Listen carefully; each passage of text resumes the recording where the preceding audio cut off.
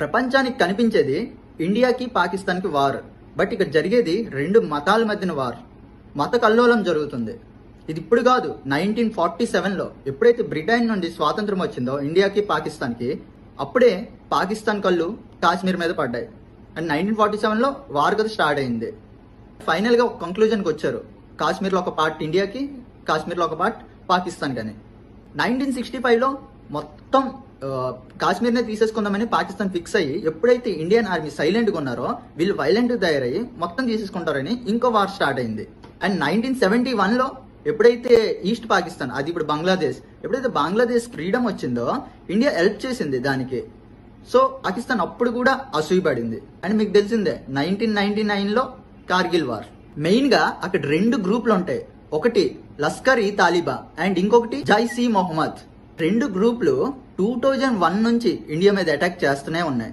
పాకిస్తాన్ మాకు సంబంధం లేదంటారు, ఇండియా మాత్రం ఈ గ్రూపుల్ని మీరు సపోర్ట్ చేస్తున్నారని క్వశ్చన్ చేస్తున్నాయి. 2001లో పార్లమెంట్ అటాక్, 9 మంది చచ్చిపోయారు. 2008లో ముంబై స్టేషన్స్, హోటల్స్ దగ్గర 166 మంది చనిపోయారు. 2016లో ఇండియన్ ఆర్మీ కాశ్మీర్ బేస్ దగ్గర బార్డర్లో ఉండేటప్పుడు అప్పుడు కదా ఒక అటాక్ జరిగింది, దగ్గర 19 మంది ఇండియన్ జవాన్లు చంపేశారు. 2019లో పుల్వామా అటాక్, సూసైడల్ బాంబర్, 40 మంది ఇండియన్ జవాన్లు అటాక్ కి గురయ్యారు. 2025 మొన్న పెహల్గామ్ అటాక్. సో ఇప్పుడు దాకా జరిగిన ఈ అటాక్స్ అన్నిటికీ మెయిన్ కారణం రెండు గ్రూపులు, లస్కర్ ఈ తలీబా అండ్ జైష్ ఈ మొహమ్మద్. ఈ రెండు గ్రూపులకి ఇక్కడ జరిగే అటాక్స్, ప్రతి అటాక్ కి సంబంధం ఉంది. కానీ ఇండియా ఇదే సంబంధం ఉందని చెప్తే పాకిస్తాన్ మాత్రం మాకు ఎటువంటి రిలేషనే లేదు అని చెప్తున్నారు. ఇప్పుడు ఎకానమీ వైజ్ చూసుకుంటే ఇండియాలో ఉన్న పాపులేషన్ 130-140 కోట్ల మంది ఉంటారు. అదే పాకిస్తాన్లో దగ్గర 25-26 కోట్ల మంది ఉంటారు. 1/4 కదా లేరు. మార్కెట్ క్యాపిటలైజేషన్ చూసుకుంటే దగ్గర 3.5 to 3.8 ట్రిలియన్ డాలర్స్ ఉంటుంది. అదే పాకిస్తాన్ మార్కెట్ $50 బిలియన్స్. సింపుల్గా చెప్పాలంటే ఇండియాలో టాప్ కంపెనీ రిలయన్స్ మార్కెట్ క్యాపిటలైజేషన్కి 1/4 ఉంటుంది. ఒక్క రిలయన్స్ కంపెనీకి $200 బిలియన్ ఉంటే పాకిస్తాన్లో ఉన్న అన్ని కంపెనీస్, మొత్తం companies market capitalisation $50 billion. $50 billion ఎక్కడ, $200 బిలియన్ ఎక్కడ? అది కదా మన ఇండియాలో ఒక్క కంపెనీతో కంపేర్ చేస్తున్నాం. డిఫెన్స్ లో ఇండియా దగ్గర $78 బిలియన్ బడ్జెట్ రిలీజ్ చేసింది. బట్ పాకిస్తాన్ మాత్రం 78 కాదు, $7 బిలియన్. $78 బిలియన్ ఎక్కడ, $7 బిలియన్ ఎక్కడ? ఈ రెండు కంట్రీల మీద యుద్ధం జరిగితే నాకు తెలిసి ఒక 10 సెకండ్స్లో కంప్లీట్ అయిపోద్దేమో. ఎందుకంటే అక్కడ కంపారిజన్ కదా సూట్ అయ్యే కంట్రీ అయితే కాదు. సారీ, కంట్రీ గురించి నేను అంటున్నా, సూట్ అయ్యే గవర్నమెంట్ ప్రొసీజర్స్ లేవు అక్కడ.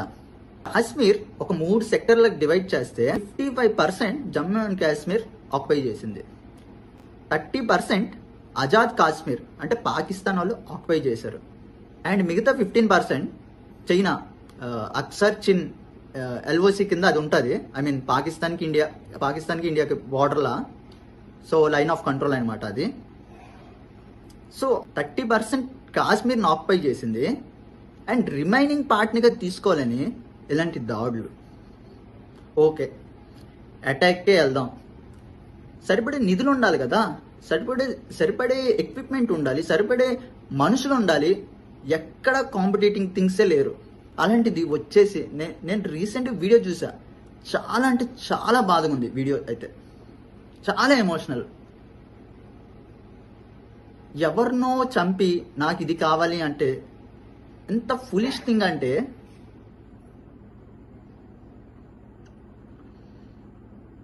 ఇదంతా ఒక ఎత్తు అయితే, ఇంకొకటి ఎప్పుడైతే మన మోడీ గారు we're ready to face the challenge, we're ready to identify the terrorist అన్నారో, కరాచీ మార్కెటే పడిపోయింది.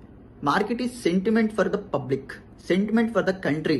మార్కెట్ రియాక్షన్ బట్టి కంట్రీ రియాక్షన్ మనం ఎక్స్పెక్ట్ చేయొచ్చు.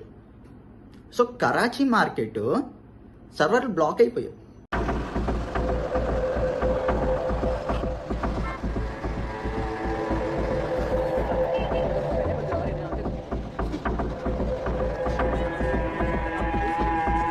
పిఎం మోడీ గారికి చెప్తున్నాం ఈ సందర్భంగా, పిఎం మోడీ గారు మీరు పాకిస్తాన్ మీద ఎటువంటి చర్యలు తీసుకుంటారో తీసుకోండి. మేమందరం 140 కోట్ల మంది మేము మీ వైపు ఉన్నాము.